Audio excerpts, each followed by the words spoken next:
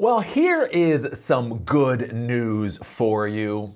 You think Eli, the computer guy, just gives you bad news for the clickbaits. Au contraire, I have good news sometimes. And look at this. Look at this. You're not going to have to worry about your kids complaining that there isn't a toy in their Happy Meal because of their Trump's tariffs. That's right. You're not going to have to worry about your little kid crying because McDonald's couldn't afford to put a toy into that Happy Meal because you're not going to be able to afford to go to McDonald's. Ergo, they're not going to get a Happy Meal, which means they're not going to cry about the toy that's not going to be in the Happy Meal. Yay! Trump's economy for the win.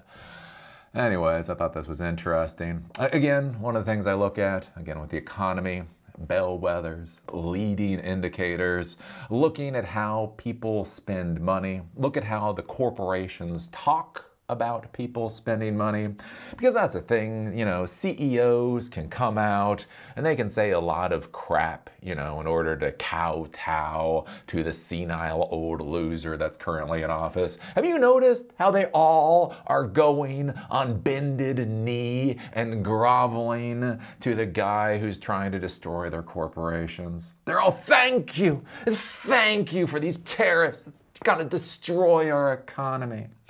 But then at some point, they actually have to talk to the shareholders.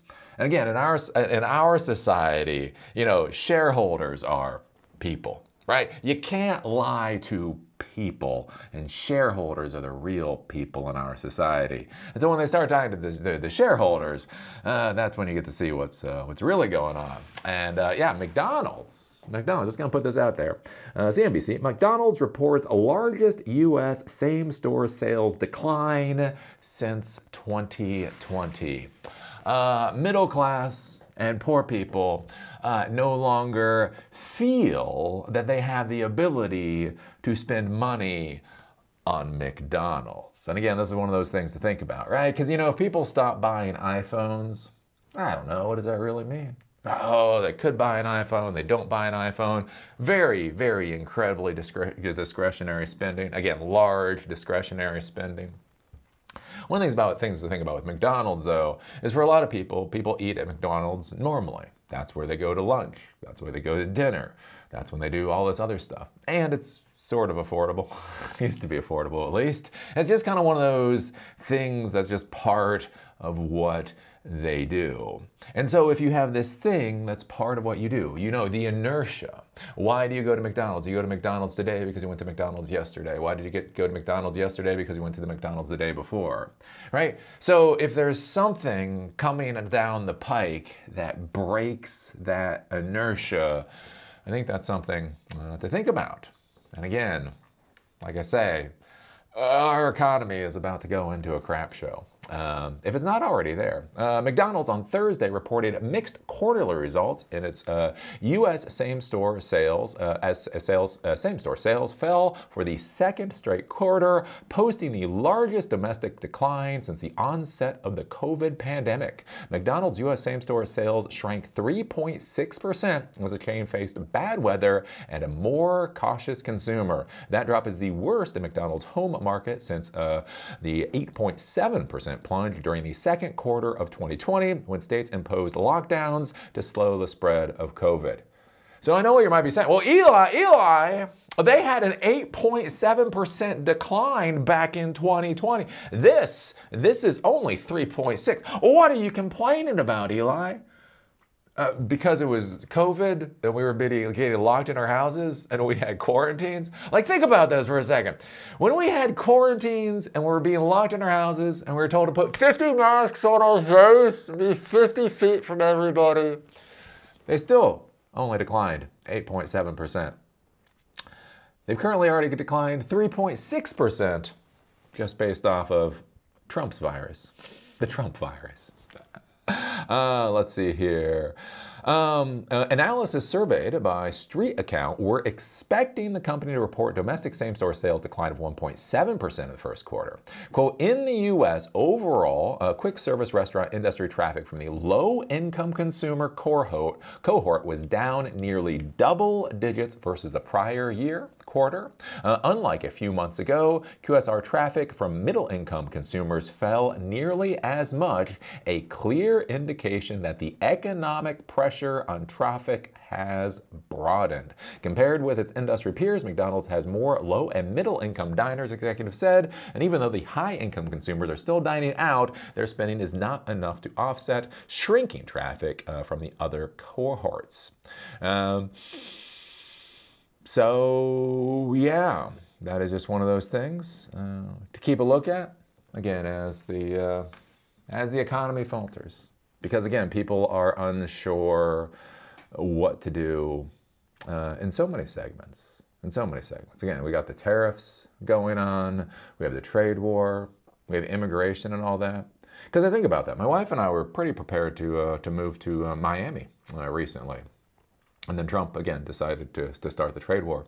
And that's one of the things that I was concerned about. Again, 145% tariffs. Like there's 14% tariffs, and then there's 145% tariffs. 145% tariffs are very concerning. Again, not just from the stock market, but what that is going to do to the entire economy. But one of the things you also have to think about is places like Florida with these immigrant purges that are going on. Is what is that going to do to the economy in places that have large illegal immigrant populations? Because illegal immigrants spend money too. That's the one thing about our capitalistic society.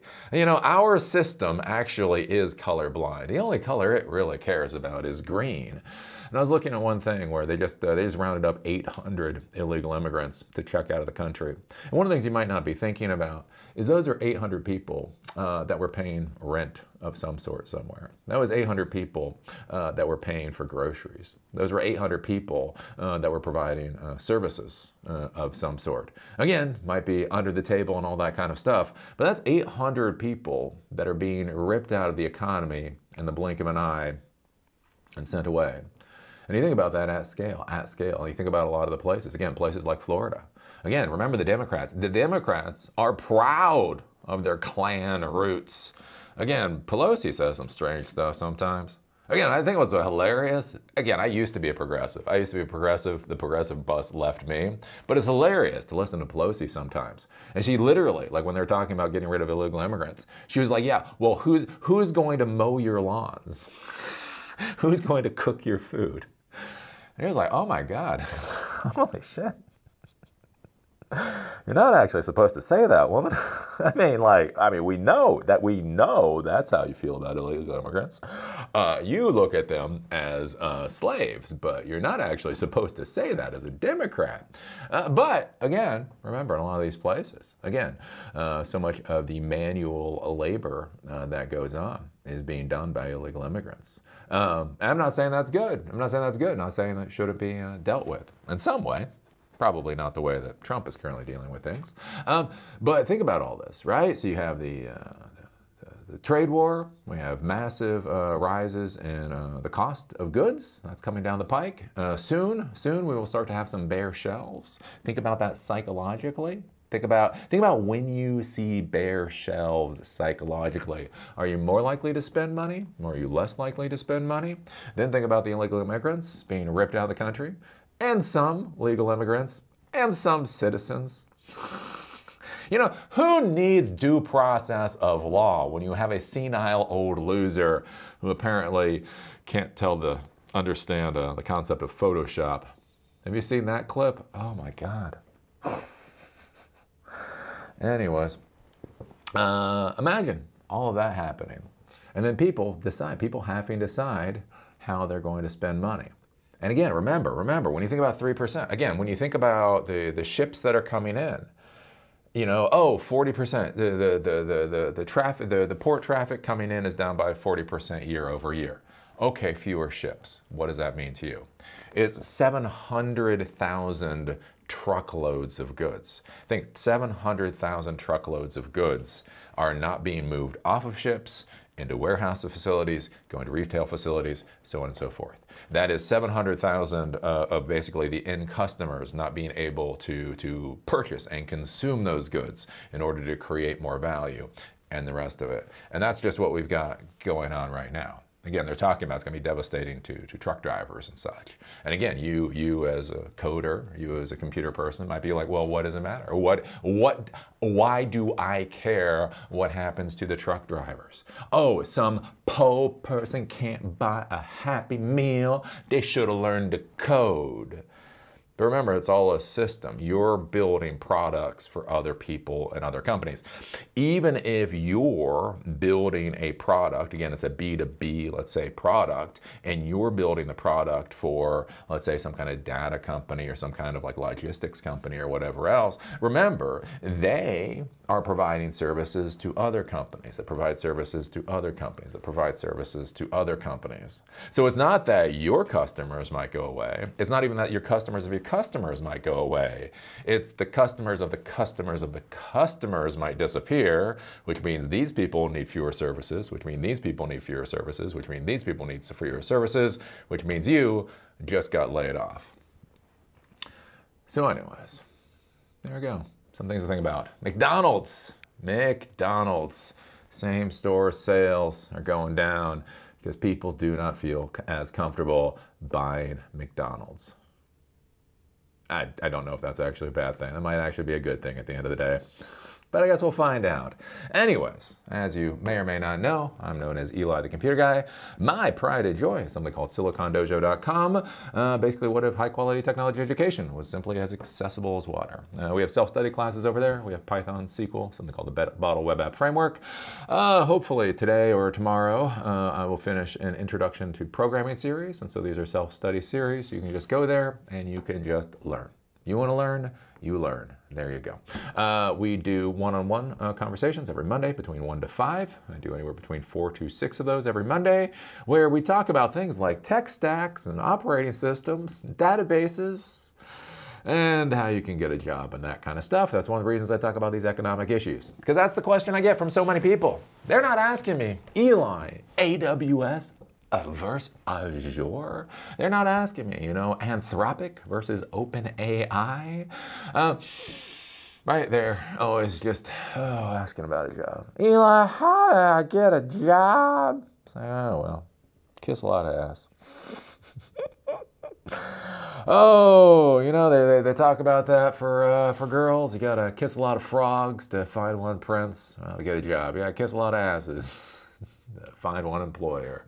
I don't know what you want me to tell you, folks. But anyways, I answer those questions on Monday. Try to have conversations with people. And we do Zoom sessions, too. So we've been doing guests lately. We had a founder of an MSP, CEO of an MSP on a couple weeks ago. We had a biz dev guy on last week. And next week, we're going to have the CEO of a development company on. And so basically, that's way I'm bringing other people from the real world of technology on, basically ask them questions. We get to listen to what their answers are. And then you, folks, get to decide what the hell it is that you believe.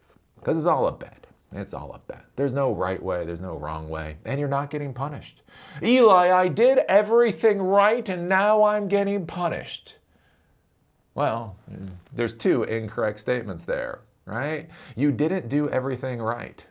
Because to be clear, there's no right way to do it.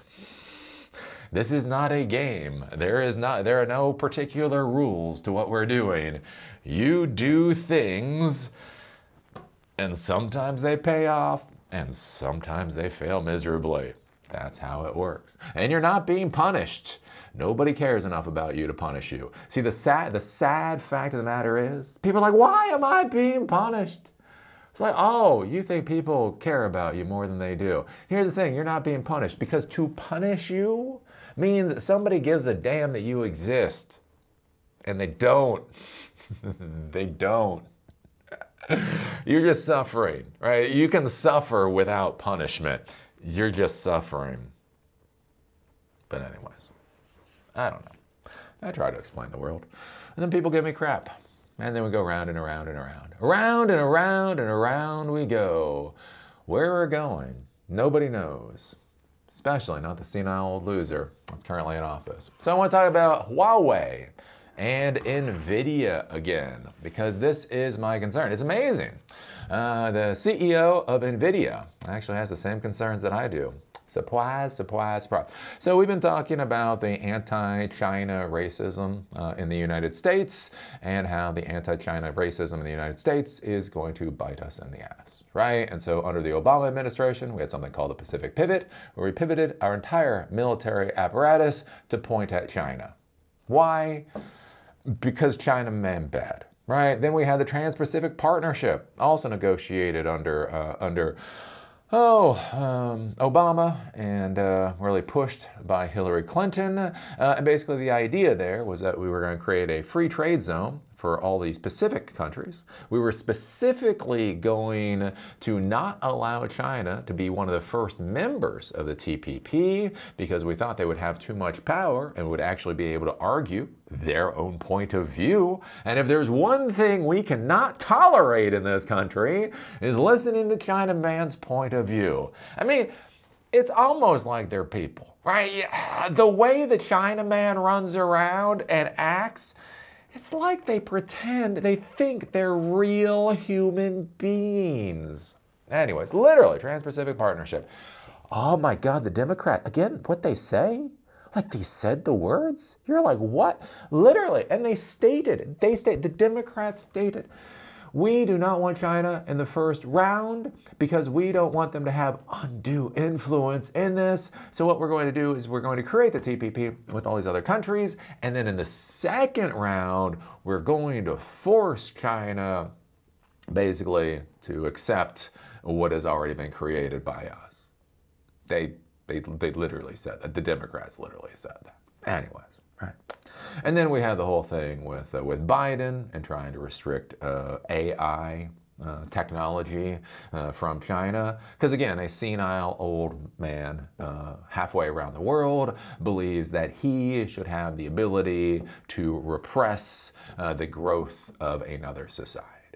I mean, think about that for a second. Again, when we talk about this whole AI thing, it always gets couched in national security. But think about all the things AI is supposed to do. Again, whether or not it does it, huge questions. But think about this.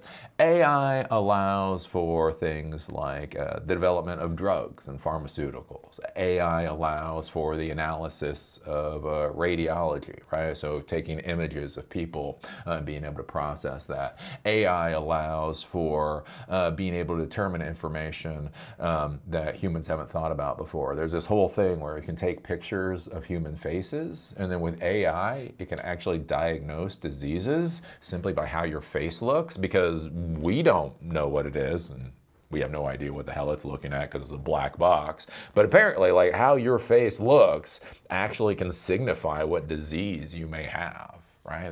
There's things like that. Again, logistics systems, customer support system.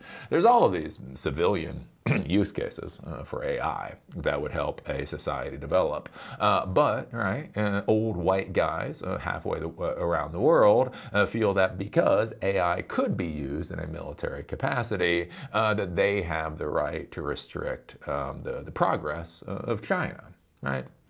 Anyways, as I've talked about before, look, if you want to fuck with Vietnam, it's immoral and unethical and horrible, but you can do it, right? You want to fuck with Kenya? Same case. You want to fuck with France? Come on. We all want to fuck with France, right? You know, you put all these third world countries into a basket and you can fuck with any of these countries, and right? It's not moral, it's not ethical, but at least when they're French people, at least it's a little fun sometimes. The issue is with China, again, they've got 4 times our population. They're considered the factory of the world. They have good universities. They have a motivated, disciplined workforce, and the whole 9 yards. The fact of the matter is they are not going to stop their progress because crazy old white guys half the world away are a little bit nervous, right? Anyways, And so the issue is that they are going to keep progressing. And so what we see right now is this whole push to prevent them to get AI. And one of the things that I've argued for a long time is this is just simply going to push them harder to move forward with their AI projects. And at a certain point, we are going to simply become uncompetitive, right? If they are building all of our equipment, and they decide to stop, buying basically the products that we have to offer and start making that homegrown. If they can have that vertical, there, right? So right now the idea is Apple produces the CPUs and NVIDIA produces the GPUs, and those components get shipped to China to be put into a thing, and we make a lot of money off of it. What happens when China's like, well, we're already building the computers and the smartphones anyway. Whitey's an asshole. I don't want to deal with Whitey anymore. So why don't we just build our own CPUs, and why don't we just put our own GPUs, and now we can build the entire stack. And here's the thing to think about with this scenario. Like, if you're thinking about, again, this whole, we're trying to separate ourselves, right? We're trying to whatever the hell is whatever ourselves. Think about this for a second. So China has all the factories to build smartphones and to build computers and build TVs and to build all that kind of stuff. Their issue is getting their hands on the technology for GPUs and CPUs. For us, we can get GPUs and CPUs built, but that's it. That's it. When was the last time you bought an American-made TV? When was the last time you bought an American-made computer or smartphone or anything else? Even right now with Apple, when they're trying to detangle themselves from China, they're moving their manufacturing capacity to India. I mean, that's the most hilarious thing about this, is moving out of China and going to India. Tim Cook literally came out and is like, yeah, the most of the iPhones that are going to be sold in the United States now are going to be built in India. The iPhones are going to be built in India, and the iPads and watches and things are going to be built in Vietnam. Those aren't coming back to the U.S. They're just not coming back. That manufacturer isn't coming back to the U.S. So you have China. They can build the whole stack, right? They can already build 95% of the stack. They just have to figure out the 5%. We currently build 5% of the stack. Who do you think will be successful without the other one? Anyways, so that's why I'm losing my mind. And the concerning part here, too, is this whole question of what these policies are doing on the world stage and how likely folks in other countries are going to want to purchase our goods versus purchasing China's goods. Again, you have to think about it. Like, beyond the trade war, again, beyond the senile policies of just the trade war. I mean, Trump has come out and been talking about turning Canada into the 51st state. Right? He's very bluntly talked about turning Canada into the 51st state. He's very bluntly talked about using military force in Panama. And he's very bluntly talked about using military force in Greenland. And one of the important things I really want you to grasp here, right, with the psychosis of this insane, old loser, is that when you talk about using military force, that is putting boots on the ground that are there to kill. Soldiers are trained and designed to slaughter. So if you're talking about sending troops into Greenland, that means Trump thinks it's fucking hilarious, thinks it's a joke to talk about slaughtering Europeans. Imagine if you're a European. Again, this isn't even like the whole NATO thing. Should we be in NATO? Should we be out of NATO? Right? Again, even if you're a European, you can probably grasp that there's an argument there. Again, the whole thing with selling hardware or whatever else, where Europe buys military equipment from. You can understand one argument, you can understand the other argument, right? You can be a European that doesn't think the United States should leave NATO, but still, fuck it, I get why they're doing what they're doing, right? Here's the thing, right? When our senile old loser of a president talks about putting boots on the ground in a European country, that means killing Europeans just for his own perverse pleasure. And so what you have to think about, again, on the world stage, right? So we've got these insane tariffs going on that's going to do a lot of damage to our internal economy with the idea that we need to export more. You look at Canada, why the hell does Canada want to buy our products? Oh, if we buy more of your products, that means you're going to be able to fund your military apparatus more. So literally you're going to have more resources to kill us when you try to take us over. That doesn't sound like a great idea. Again, Europe. Oh, you want us to buy more of your products so you can use your military to kill us? Do you really want to buy? And again, one of the things you have to think about is options in the world, right? We've all got options. We've all got options. And it's like, Eli, but what about the Uyghurs? What about the Uyghurs? Right? The whole genocide of the Uyghurs in China. Look, China man is killing Uyghurs. It's like, well, yeah, but you're talking about killing us. I mean, I do care about the Uyghurs. It's like, oh yeah, something should be done about the Uyghurs. Oh yeah, definitely the Uyghurs should be nice. We should be nicer to Uyghurs. But on the other hand, you're talking about killing me and my family. At the end of the day, what am I going to be a wee bit more concerned about? The Uyghurs or me and my family? And so this is a big concern about the U.S. reputation abroad, and the places where we do have an advantage is the Trump administration literally destroying the advantage that we do have.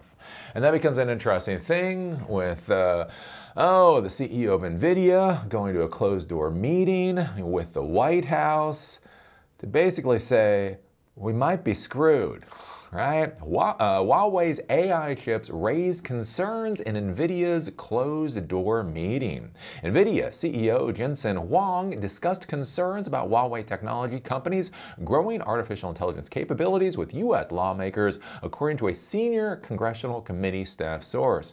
The issues were raised during a closed-door meeting between NVIDIA executives and the U.S. House of Representatives Foreign Affairs Committee on Thursday. Among the topics discussed were Huawei's artificial intelligence chips and how restrictions on NVIDIA's chips in China could make Huawei's chips more competitive, right? Because think about this, right? If China can't buy NVIDIA's chips, if other people can't buy NVIDIA's chips, they want AI chips of some sort, so they're gonna buy somebody's. That is induced demand, right? Trump is creating induced demand for Huawei's AI technology. They get more demand. That means they can put more money into research and development and scaling up new products.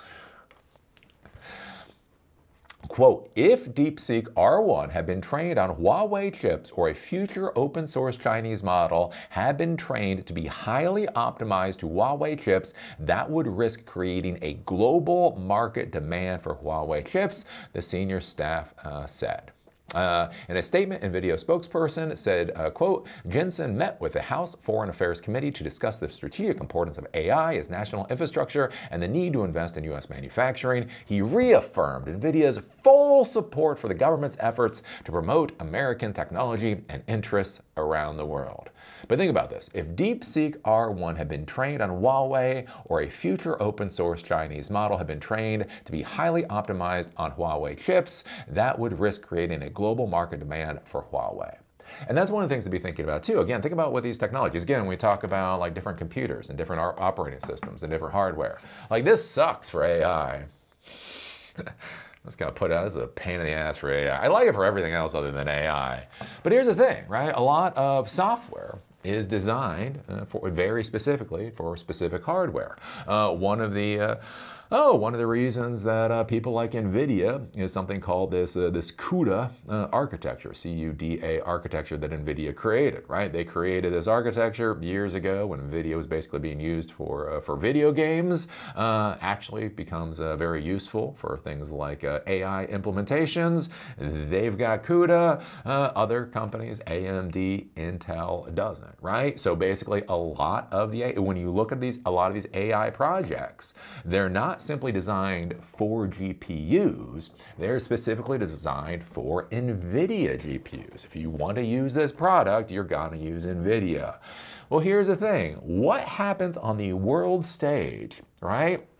When the senile old loser doesn't allow other countries to buy our NVIDIA GPUs, right? Huawei has GPUs. They start using those GPUs, and then people start designing things based off of those GPUs. Now, all of a sudden, you know, whatever the next version of TensorFlow or PyTorch or whatever is, now that's going to be optimized for Huawei.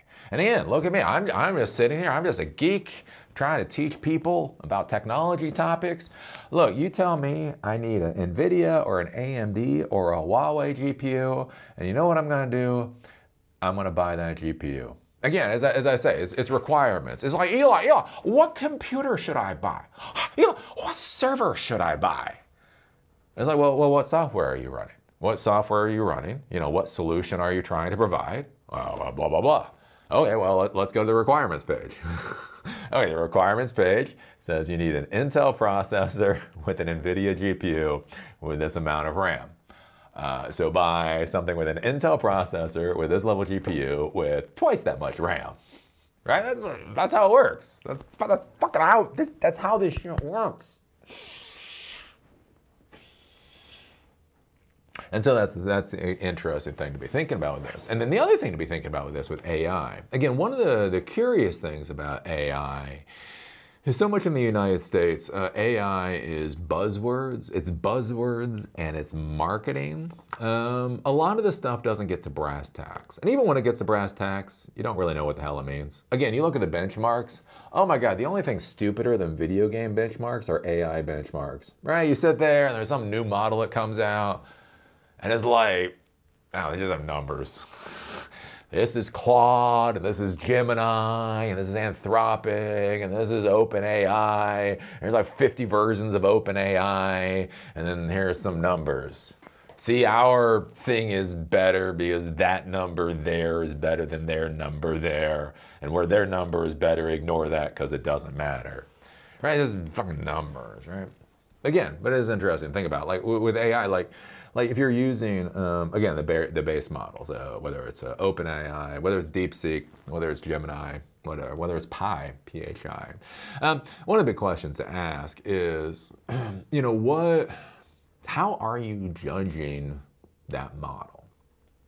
Why I bring that up is I think there's an interesting thing with this whole push to AI without a lot of good plans on how AI is going to be deployed and what the solution that AI is going to offer is, right? You need to have an AI-focused company. What's the AI going to do for you? Who the hell knows? But it's got to be AI-focused. So one of the issues, and I think for a lot of these companies, is that there aren't well-defined numbers and metrics that actually matter in a lot of situations for why people should go with one product or another. Again, you hear DeepSeek's numbers are better than these numbers, and then somebody else comes out and says, oh, but our numbers are better than DeepSeek's numbers. Right? Since we haven't really solidified the real arguments around these models and around these types of AI, I think it also becomes a lot easier for companies to decide to use something like a Huawei chip over NVIDIA. Right? So I think about this like with ARM processors 10 years ago. I'm going to probably go back about 10 years ago. Right? So you have Intel, you have the x86 standard, and then you have the ARM standard. Right, so ARM, they were putting ARM into real computers, right? The Windows RT series, a whole bunch of other ones. And the thing is when you dealt with an ARM desktop or laptop computer, and you dealt with an x86 computer, and again, you go back about 10 years ago, dude, a blind monkey could tell the fucking difference, right? It's like, it was like, oh wow, look, you can use ARM on a desktop computer. I mean, it's impressive you made that work, but I would like to actually be able to do emails now, right? So that's why you went with Intel. You went with Intel because it was very obvious the benefits you're getting. Again, now you've flipped 10 years later for a lot of things. Again, if you have a Mac computer or whatever, the ARM processors, there's a reason that Intel is dying and the ARM is going up, is because if you look at it, the performance that you get out of these ARM processors nowadays are a lot faster. They can be designed to do very specific tasks, and you understand, again, like what you're buying. So again, if you buy a Mac or whatever, it's got special processing units and special encoding for being able to do very specific tasks. So if you're going to do video editing, if you're going to be doing certain things, right, it's optimized, it's hardware optimized to do those specific tasks, and that's why it generally works better than Intel, right? You understand what the difference is, and also, you know, your executives and normal people intrinsically understand what the difference is. I think one of the interesting things as we get to AI is AI hasn't really been defined really well. Again, when you think about Gemini, or you think about ChatGPT or OpenAI or whatever, and you think about Claude, like, can you really think of the differentiation there? Again, if you're arguing about OpenAI or DeepSeek, does the argument basically begin and end with Dapey Chinaman? Right? And think about it, with a lot of these models, unless you're way the hell into the weeds, which most people are not, most of these, same, but kind of sort of different, I guess. And so I think that's going to be an interesting thing with how CIOs and CTOs would be able to sell Huawei products into their organizations or businesses, is since there's not a solid, visceral understanding of what the difference in the hardware does, it just becomes easier to say, oh, this is just China's version of it. It's like, okay, you know, it's like back in the day, AMD and Intel. So again, you go back 20 years ago, right? AMD and Intel. It really was. So basically, Intel would have the best product, and then AMD would have the best product, and then Intel would have the best product, AMD and Intel and AMD and Intel and AMD. And I only sold Intel processors. So back when I had my little company, we only sold Intel processors. And you want to know why? They had better branding back then. I could explain to them what the hell the customer was buying, right? AMD had Simprons and Optiplex. Is that Dell? I don't know. They had the weirdest fucking naming conventions. So I was like, here's a server with a AMD gobbledygook processor. And again, that was the thing. Like the CEO was like, well, that doesn't sound impressive. I want a Xeon processor. Why do you want a Xeon processor? Because Xeon processors are good. Because I have a buddy and he bought a good server. And you know what that server had in it? What? A Xeon processor. So fine, right? It was just easier to sell. Why is that a good server? It's got a Xeon processor, right? If you need a crappy little telephone system or digital surveillance system, you got a Celeron processor. If you need a desktop computer, you got a Pentium processor. If you had a server, it got a Xeon processor, right? That was very easy marketing, right? And that was the thing. It was just back there, right? So you had AMD and you had Intel, and man. What I would argue that's kind of going to be the point with Huawei and these processors is, you know, you're the CIO, the CTO. You say, hey, I need $100,000, I need a few $1 million, whatever. Build out a little AI data center. Be like, okay, so what are we buying? Video or whatever? Like, nah, we're just going to go with Huawei. It's like, oh, okay, why are we going with Huawei? Oh, because we can buy Huawei. Okay. Is Huawei as good as we need? Hey, look, Huawei, you know, it's being able to train DeepSeek or whatever else. You know, we need to be able to train models. We need to be able to do this kind of stuff. It'll be able to solve all of the problems that we have. And the CEO goes, eh, because they don't viscerally have it. Like, okay, Huawei, go with Huawei. And so that'll be the curious thing. Going into the future. And that's where I get really concerned, again, about the future of my country. I really am concerned about the future of my country under the senile old loser that obviously has no grasp to the reality of what's going on. And the amazing part is, again, I say that, and some people are like, oh, you're just bringing in politics. No, I mean, you listen to his own people. Like this whole thing with beef. I mean, this is why social media, this is why basically, especially politicians should never be kicked off of social media. They should always be allowed on social media so you can see what the hell they actually say. But there's that whole thing with beef. There's the bald guy with the beard. Oh, that defanged puppy dog. Anyways, and talking about how Europe doesn't want our beef. And literally says America's beef is strong and European beef is weak. And you hear that, and you think that's from The Onion or Saturday Night Live. No, no, he got onto like CNBC and was talking about how European beef is weak. What the fuck? Oh, I guess to some percentage of the population, that sounds like what a man should say. I'm not sure what percentage of the population that actually is. But anyways, this is where I get concerned, right? So we're blocking ourselves off from the trade with China. Again, this is going to do a lot of damage internally to our economy. It's interesting. There's a channel called F-Stoppers. Go watch F-Stoppers a little bit. Don't watch me. Go watch somebody else. Anyways, F-Stoppers was talking about this with the tariffs, and he was talking about his broker, the broker that deals with all the tariffs and stuff when his products come in. And his broker was talking about how many people, even at the 10% tariff rates, were abandoning their shipments.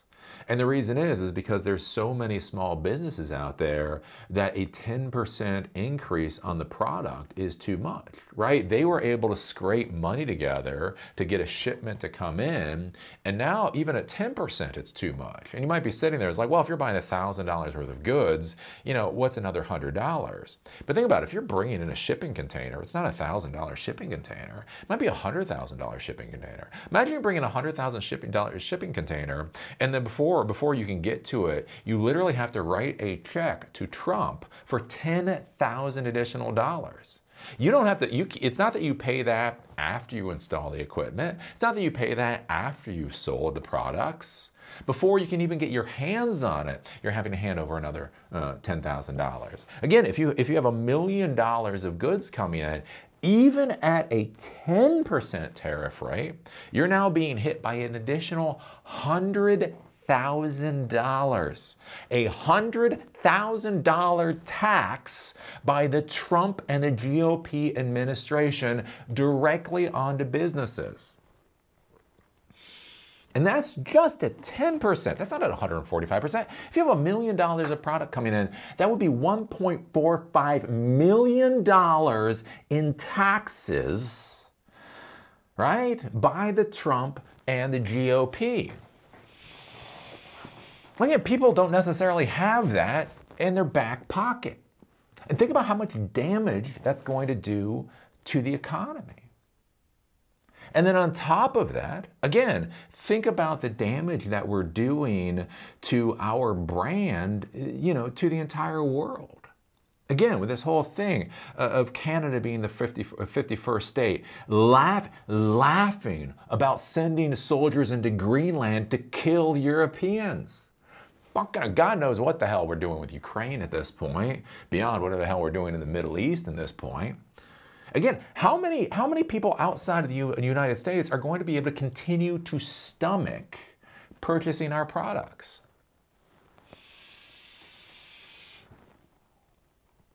And then on top of this, again, like I say, with the restrictions against China, again, why don't they start producing more of their goods? And when you look at that overall environment, why don't they succeed in AI? Explain to me how we are literally not pushing them into AI superiority or AI supremacy. Oh, because we're Americans.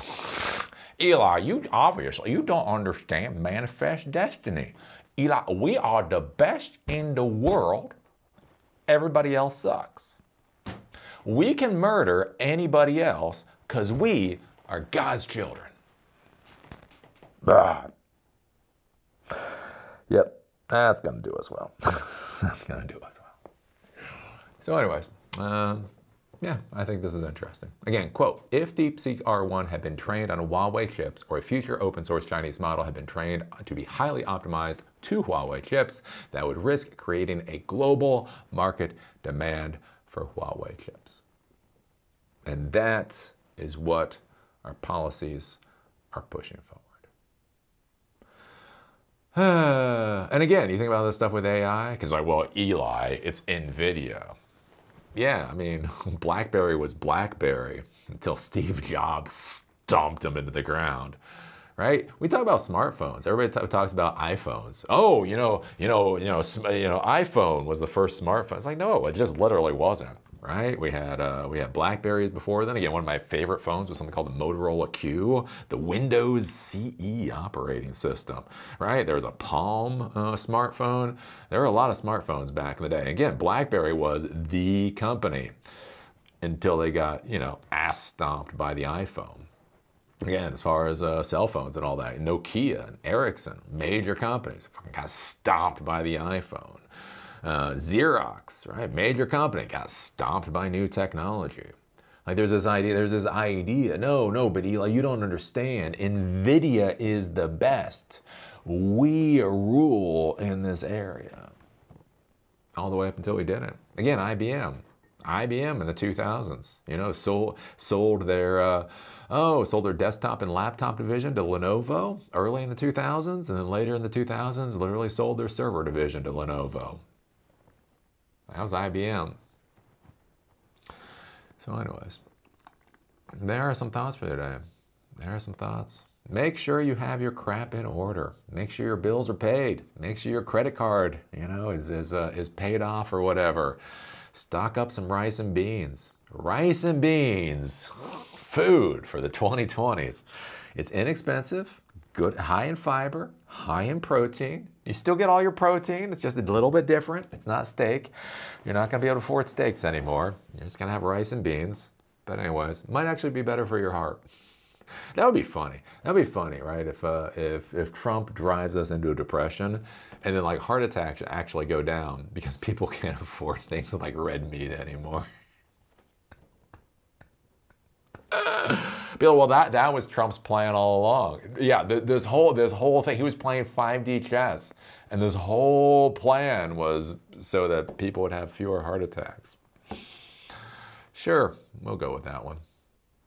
Anyways, so what do you think about this? What do you think about Huawei's AI chips? What do you think about NVIDIA's CEO, again, going to Congress to talk about the position they're putting NVIDIA and Huawei in? What do you think about, again, America's place in the world and what we're doing with that? I don't know. And what do you think about people deciding not to buy McDonald's? I know it sounds like a little thing. But again, the dominoes fall. Anywho, with that, I have an introduction to programming series to finish. See y'all later.